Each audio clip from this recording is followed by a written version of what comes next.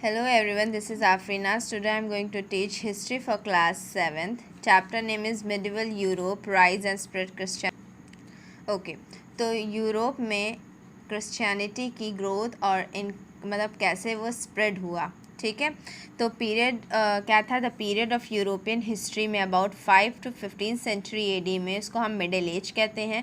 उस पीरियड में 4 to 7 century में उस पीरियड को कंसिडरेबल फर्मेंट भी कहा जाता है, ठीक है। और उसमें बहुत सारे मैसिव कल्चर इकोनॉमिक डेवलपमेंट हुए थे, बहुत सारे मोमेंटस डेवलपमेंट हुए थे रिलीजियस लाइफ के।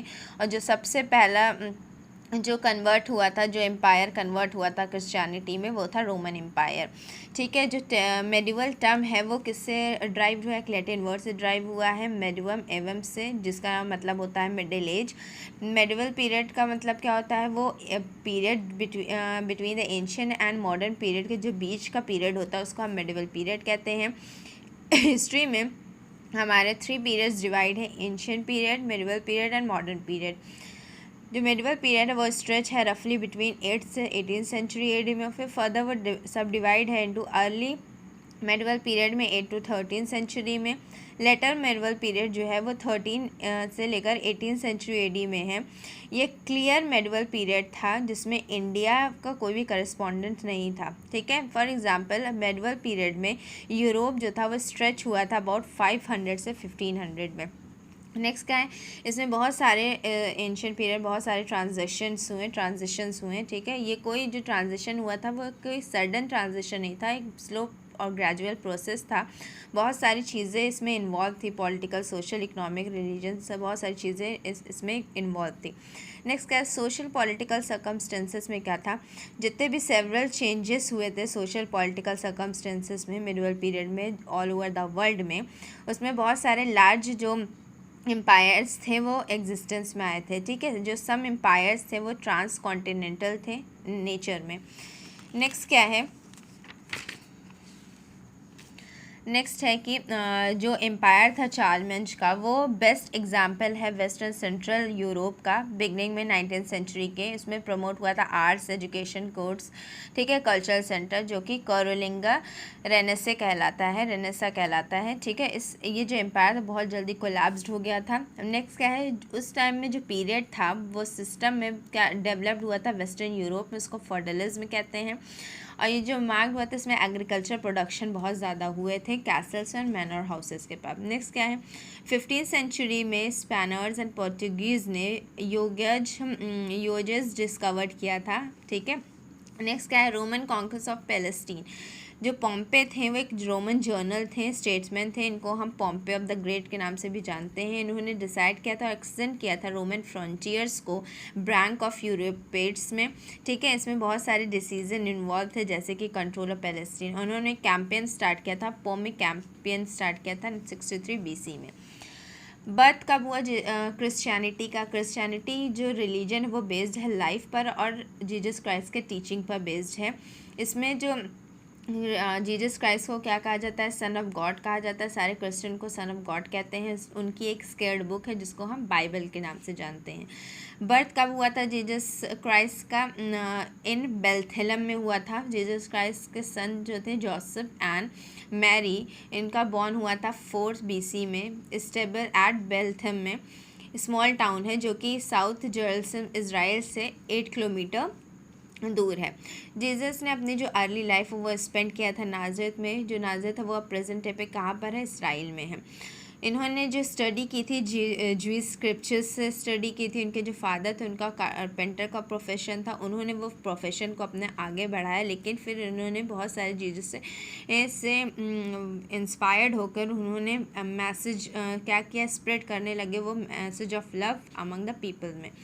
नेक्स्ट क्या है, इनको बहुत से लोग डिवाइन ये क्या है मतलब सबको डिवाइन मैसेज देते थे, ठीक है, लोगों को डिवाइन मैसेज देते थे और गाइड करते थे लोगों को सीधे रास्ते पर चलने के लिए और लव एंड गुडविल फैलाने के लिए।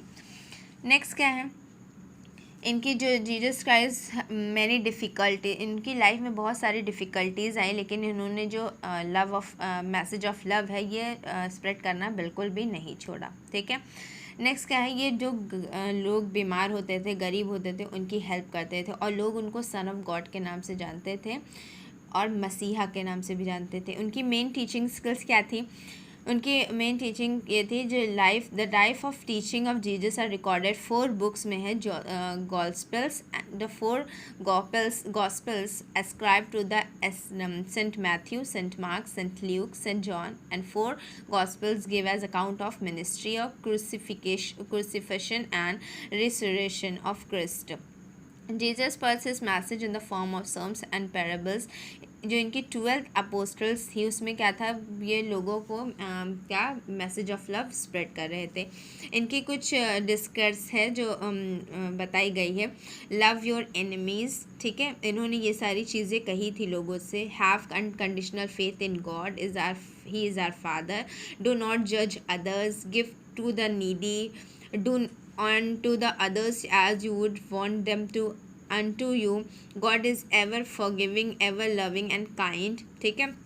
इनका क्रूसिफिक्शंस ऑफ जीसस का कब हुआ, मतलब इनको सूली पर कब चढ़ाया गया। जो गोइंग पॉपुलैरिटी थी जीसस की, जो कुछ रिच और पावरफुल पीपल थे प्रेस्ट के, वो बिल्कुल भी इनको पसंद नहीं करते थे, इनको रिफ्यूज़ करते थे, मसीहा नहीं मानते थे, ठीक है।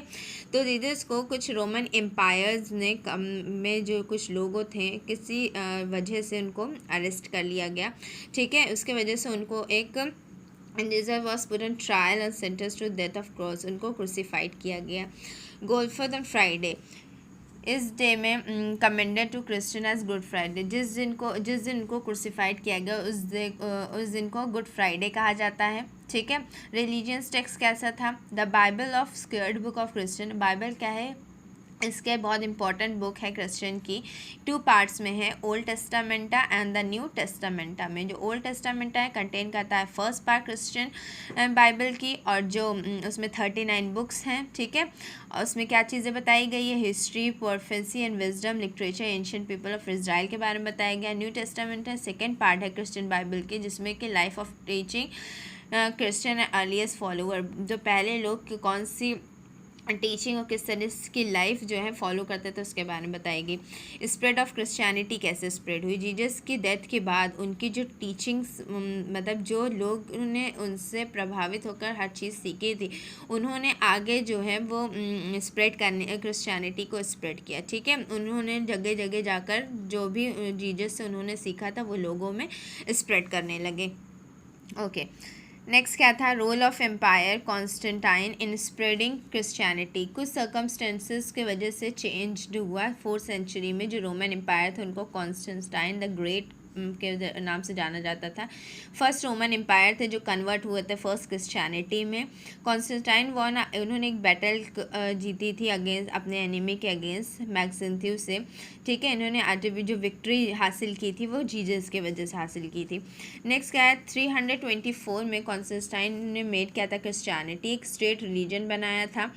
वो जो सिटी थी वो एक बहुत ही फेमस क्रिश्चियन आर्किटेक्चर्स, वो बहुत सारे चर्च बनाए गए थे वहाँ पर, ठीक है। और क्रिश्चियन जो मॉन्क थे वो ट्रैवल करके हर तरफ स्प्रेड ऑफ मतलब जो जीसस क्राइस्ट के जो मैसेजेस थे वो पूरे में फैलाते थे, ठीक है। नेक्स्ट क्या था कि early Christianity made it's through out the Hellenistic Roman Empire. Presently Christianity has spread all 5 continents in the religion. आज पहले जो क्रिश्चियनिटी थे क्या वो हर जगह जगह जाकर लोगों में जो भी जीसस क्राइस्ट की कही हुई बातें थी वो लोगों को फैलाते थे, ठीक है। नेक्स्ट क्या है? Emergence of Constantinople as the new capital. Roman Empire का Constantine the great move this capital, change होकर उसका रोमन बेजेंथियम हो गया, उसको रीनेम किया गया कॉन्स्टेंटिपोल से, उसके आफ्टर नेम के बाद, कॉन्स्टेंटाइन के नाम के बाद। Constantinople's was a prosperous city थी यूरोप की मिड 5th सेंचुरी में अर्ली 13th सेंचुरी से, ठीक है। ये एक इंस्ट्रूमेंटल स्प्रेडिंग क्रिश्चियनिटी बनी during Roman and Byzantine time. Okay, next क्या था? 5th सेंचुरी एडी में जो कॉन्स्टेंटिनोपल से उन्होंने बहुत सारी यूनिवर्सिटीज़ इस्टेब्लिश कराई थी, ठीक है। आर्टिस्टिक लिटरेरी लिटरेचर्स पे बहुत सारी यूनिवर्सिटी इस्टेब्लिश कराई थी। Decline of the ancient Roman empires, कुछ पॉइंट्स हैं यहाँ पर जो डिस्क्राइब किए गए हैं। Political farming of Roman constitution that the participate, lack of clear law of succession, lack of constitutional means of reform of flood of civil war. Next क्या है, violence was only the means of overthrow unpopular regime. कुछ बहुत सारी Jesus Christ की जो बातें थी उन्होंने रोमन एम्पायर के जरिए, रोमन एम्पायर ने यहाँ पे डिस्क्राइब की गई है, ठीक है। क्या है, वॉयलेंस को जीसस क्राइस्ट बिल्कुल भी नहीं मानते थे, ठीक है। लॉयल्टी क्या थी एम्पायर की, वो हमेशा एम्पायर में बहुत कम रही है। स्लेव सिस्टम बहुत ही शॉर्टेज रहा है, ठीक है। रोमन लैंडलॉर्ड्स बहुत ही इंडिफरेंट टेक्नोलॉजीज़ होती थी उसमें। और जर्मन इन्वेजन जो सक्सेसफुल हुए whenever Roman was weak internally, Rome क्या थे, अंदर से बहुत ज़्यादा वीक थे, इस वजह से जर्मन जो थे वो इन्वेजन में उनको क्या मिली, सक्सेस मिली, ठीक है। Lack of civil ideas, religion differences, social stratification, demolish the bridge of unity, बिल्कुल भी यूनिटी नहीं थी, इस वजह से लोग क्या करते थे, एक दूसरे की मतलब उनके वजह से उनको हार मिल जाती थी। There was a plagues 2 and 3rd century में प्लेग्स फैला एंड पॉपुलेशन और रिड्यूस्ड होने लगे। नेक्स्ट क्या है, बारबेरियन इन्वेजन क्या था, जो जेमेनेटिक ट्राइब से और ट्राइबल कॉन्फेडरीज थे उन्होंने कंसिस्ट किया था Goths, Vandals and the Franks began to move against the Rhine and the Don. फिर एक फॉर्ट इन्वेजन हुआ, मतलब बारबेरियन ने जो आक्रमण किया दूसरी उस पे एम्पायर पे। 233 से 280 तक there was a repeated invasion चलता रहा, ब्लैक सी से लेकर एल्प्स एंड सदर्न जर्मनी तक, ठीक है। नेक्स्ट क्या था, रोमन जो रूलर थे वो फोर्स करते रहे, गिव अप करते रहे, फिर वो लड़ाई करते रहे। नेक्स्ट क्या है, Byzantium and Byzantine empire. Byzantine empire क्या है, वो साउथ ईस्ट यूरोप में था। Asia minor was formed from the eastern part of the Roman empire में। ये रिफर करता है कि जो ईस्टर्न रोमन एम्पायर है ये एक कॉन्टिन्यूएशन है रोमन एम्पायर का जो कि ईस्ट में है, ठीक है। Empire Justinian was the turning point था हिस्ट्री में जो कि बेंजेंटाइन एम्पायर का था। इन्होंने रीगेन किया था नॉर्थ अफ्रीका एंड स्पेन को। AD 529 में इन्होंने कॉन्फाइड किया था रोमन लॉ से। नेक्स्ट क्या है, empire Heraclius strengthened Byzantine empire militarily. Leo third's the Arab force siege and got the help of secret device known as Greek fire. Next क्या है, emergencies of the Turks and the Crusades. Emergence of the Turks क्या था, 8th century AD में कुछ सम Turkish जो tribes के लोग जो थे वो मूव कर गए साउथ में ऑक्स रिवर के पास, वाइल सम अदर माइग्रेट करके वेस्ट में, ठीक है। And the 10th and 11th century में बहुत सारी टर्किश सल्तनत की क्या हुई, ग्रोथ हुई। नेक्स्ट क्या है, जो टर्क के नोमैडिक ट्राइब्स के लोग थे वो कहाँ पर आए, सेंट्रल एशिया में आए, टर्किस्तान में, ठीक है। नेक्स्ट क्या था कि जो सल्जुक टर्क्स थे उन्होंने एंटर किया था तुरान में और इस्टेब्लिश किया था, पावरफुल ग्रुप बनाया था। Leadership of Tughril and Chaghri Beg, both of the brothers थे, दोनों ने मिलकर एक नया एम्पायर खड़ा किया था, ओके।